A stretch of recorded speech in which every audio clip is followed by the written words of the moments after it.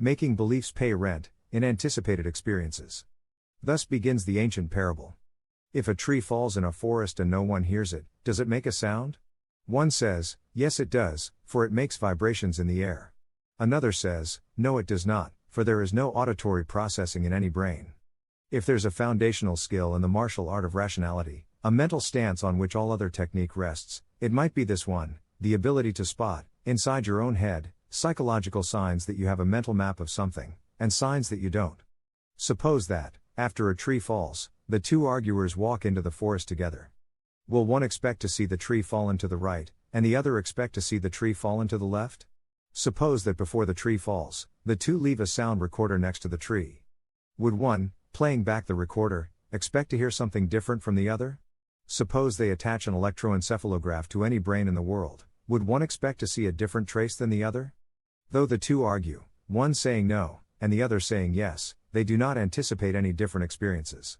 The two think they have different models of the world, but they have no difference with respect to what they expect will happen to them. Their maps of the world do not diverge in any sensory detail. It's tempting to try to eliminate this mistake class by insisting that the only legitimate kind of belief is an anticipation of sensory experience. But the world does, in fact, contain much that is not sensed directly. We don't see the atoms underlying the brick, but the atoms are in fact there. There is a floor beneath your feet, but you don't experience the floor directly. You see the light reflected from the floor, or rather, you see what your retina and visual cortex have processed of that light. To infer the floor from seeing the floor is to step back into the unseen causes of experience. It may seem like a very short and direct step, but it is still a step. You stand on top of a tall building, next to a grandfather clock with an hour, minute, and ticking second hand. In your hand is a bowling ball, and you drop it off the roof. On which tick of the clock will you hear the crash of the bowling ball hitting the ground? To answer precisely, you must use beliefs like Earth's gravity is 9.8 meters per second, and this building is around 120 meters tall. These beliefs are not wordless anticipations of a sensory experience, they are verbal-ish, propositional. It probably does not exaggerate much to describe these two beliefs as sentences made out of words. But these two beliefs have an inferential consequence that is a direct sensory anticipation. If the clock's second hand is on the 12 numeral when you drop the ball, you anticipate seeing it on the 1 numeral when you hear the crash 5 seconds later. To anticipate sensory experiences as precisely as possible, we must process beliefs that are not anticipations of sensory experience.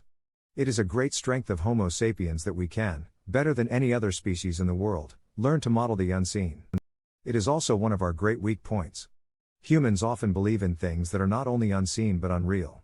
The same brain that builds a network of inferred causes behind sensory experience can also build a network of causes that is not connected to sensory experience, or poorly connected.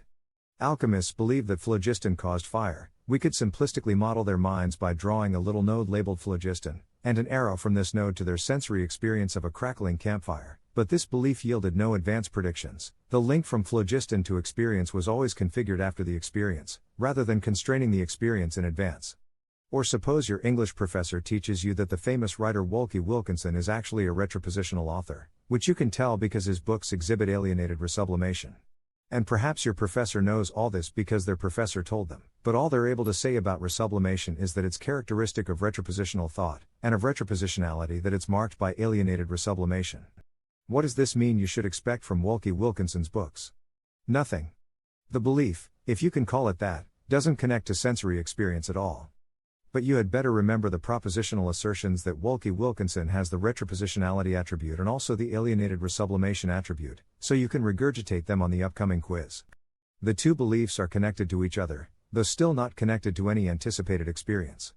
We can build up whole networks of beliefs that are connected only to each other, call these floating beliefs. It is a uniquely human flaw among animal species, a perversion of Homo sapiens' ability to build more general and flexible belief networks. The rationalist virtue of empiricism consists of constantly asking which experiences our beliefs predict, or better yet, prohibit. Do you believe that phlogiston is the cause of fire? Then what do you expect to see happen, because of that? Do you believe that Wolke Wilkinson is a retropositional author? Then what do you expect to see because of that?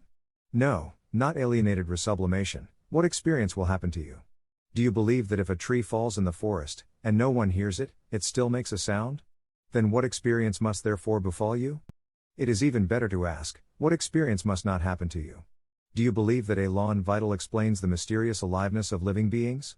Then what does this belief not allow to happen? What would definitely falsify this belief? A null answer means that your belief does not constrain experience, it permits anything to happen to you. It floats. When you argue a seemingly factual question, always keep in mind which difference of anticipation you are arguing about.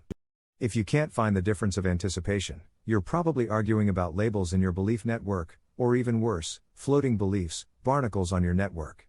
If you don't know what experiences are implied by Wolke Wilkinson's writing being retropositional, you can go on arguing forever. Above all, don't ask what to believe, ask what to anticipate. Every question of belief should flow from a question of anticipation, and that question of anticipation should be the center of the inquiry. Every guess of belief should begin by flowing to a specific guess of anticipation, and should continue to pay rent in future anticipations. If a belief turns deadbeat, evict it.